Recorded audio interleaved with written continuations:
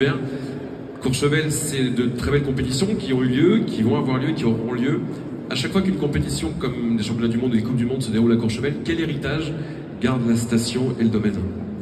Écoutez, tout d'abord, ce qu'il faut voir, c'est que quand nos deux communes se sont engagées dans cette aventure, qui est formidable, c'était entre autres pour le futur du territoire et pour les jeunes générations actuelles. Alors, évidemment, c'est un événement de grande ampleur, c'est un événement, mais pas uniquement pour nos deux communes, mais c'est un événement pour le département, pour la région et pour le pays tout entier. Voilà. Et ce que je voulais dire, il y a deux choses. Premièrement, quelque chose de matériel, un héritage matériel. Comme pour les Jeux Olympiques en 92, nous allons bénéficier et garder longtemps cette piste de l'éclipse. Cette piste de l'éclipse que nous avons créée pour l'occasion et qui, j'espère, dans les années à venir, sera vraiment la piste mythique de descente du monde entier. Ça, c'est la première chose. La deuxième chose, c'est quelque chose d'immatériel. Nous voudrions que ce rendez-vous soit le rendez-vous de tout le monde.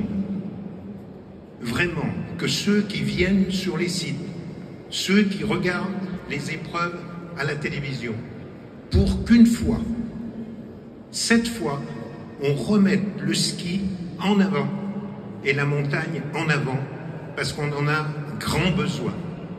Grand besoin. Le président du comité d'organisation, il y a quelques instants, nous a avoué que pour l'instant, ces nuits se passaient très très bien. Il dormait très très bien. Vous, messieurs les maires, au niveau de votre commune, est-ce que vous dormez bien en ce moment? Est-ce que vous allez bien dormir jusqu'au 5 février prochain? Oui, non, mais on est fortement rassurés par tous les bénévoles, par toutes les équipes qui s'engagent, et nous avons aussi un certain recul, mais surtout par toutes les équipes qui travaillent sur la station.